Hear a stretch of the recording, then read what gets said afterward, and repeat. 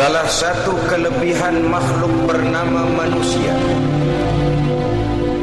Kepergian almarhum Zainuddin MZ tentu meninggalkan kesedihan yang mendalam bagi orang-orang yang mencintai dan dicintainya.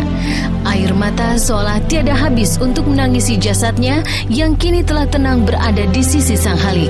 Apalagi kepergian beliau ini terasa sangat mendadak. Inilah yang membuat keluarga serta kerabat dekat sempat merasa kaget serta tidak percaya.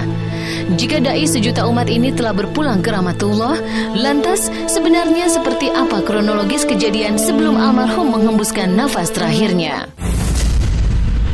Pagi-pagi bangun tidur tuh jogging dari jam 7 ke jam 8. Setelah jogging istirahat sebentar, mandi, sarapan pagi. Selesai sarapan pagi itu perutnya ada yang dirasakan gak enak, sakit. Di kamar itu ada ibu aja berdua sama beliau. Nah setelah nunggu obat itu ketiduran, langsung bapak jatuh dari tempat tidur. Langsung kita keluarin mobil berangkat ke rumah sakit 9:30. Ya, karena dari awalnya kan kita juga nggak tahu ya. Uang saya mengirim air minum teh jam 8 itu bapak keadaan sehat. 8 pagi tadi. Jam pagi bapak keadaan sehat. Malah bapak bilang, "No, beli nasi uduk." Ya, nasi uduknya saya beli, yang biasa dibeliin bapak. Nasi uduk nggak sembarangan. Semua mau nggak bapak ada partnernya ini itu. Kalau nggak itu saya bilang, "Oke, nasinya habis tuh pakai." Setelah itu bilang habis, bapak bilang, "No, beli nasi Atmo aja, nasi gudeg." Oh iya, kita beliin. Tim dari UGD tetap melakukan pertolongan dengan bantuan hidup, dengan resusitasi, tapi juga tidak respon. Sehingga kesimpulannya adalah pasien sudah meninggal sebelum sampai di gawat darurat rumah sakit kami. Meninggalnya Kiai Haji Zainuddin MZ yang dirasa sangat mendadak ini tentu menyiratkan tanda tanya di benak orang-orang terdekatnya. Memang, selama ini kondisi fisik sang ulama ini tidak sesehat yang terlihat. Sempat beberapa kali almarhum mengeluhkan penyakitnya ke rumah sakit dan menjalani perawatan. Namun benarkah meninggalnya beliau lantaran terkena serangan jantung akut? Mengenai riwayat penyakit dahulu juga dari keluarga tidak melihat adanya penyakit yang menonjol yang misalnya sering dikeluhkan gitu.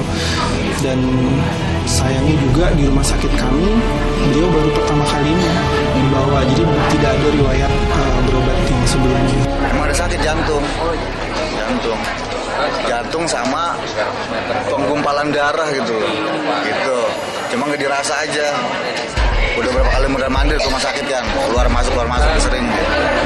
Emang kondisinya tuh kemarin tuh emang kondisi lagi kurang sehat. Dalam sejarah kesehatan beliau belum nggak ada. Cuma tensi darahnya aja tinggi, iya. Jadi kalau beliau terlalu lelah, capek, pola makan tidak teratur, tidur tidak teratur, itu kepalanya pusing, kemudian tensinya langsung tinggi. Nah, saya berpikir jadwal beberapa tahun belakangan ini memang Bapak sangat padat, sehingga saya berasumsi bahwa faktor kecapean yang menyebabkan Bapak lemes. Kalau ibu udah nggak ingat apa-apa ya, karena mungkin beliau juga shock. Tadi pagi masih biasa aja, sakitnya masih seperti biasa, tidak kelihatan berat. Tahu-tahunya meninggal, jadi tidak bisa berkata apa-apa. Cuma beliau memintakan maaf kalau Ustadz ada salah, dan juga beliau menanyakan bahwa Ustadz kan benar-benar memang orang yang baik. Saya bilang, iya Bu, Ustadz itu sangat baik, dan Ibu jangan khawatir, harus ikhlas. Biar bagaimana semua umat sudah berdatangan di sini mendoakan beliau.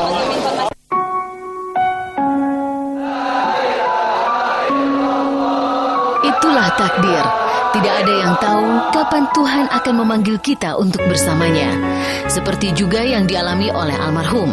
Di saat kondisi kesehatannya terlihat membaik, ia justru harus meninggalkan orang-orang terdekatnya. Lantas, adakah firasat yang dirasakan keluarga sebelum akhirnya beliau meninggal dunia? Pada waktu 2 minggu yang lalu bilang, nanti kalau nggak ada umur, kita mau dikubur di samping masjid aja berdua sama ibu.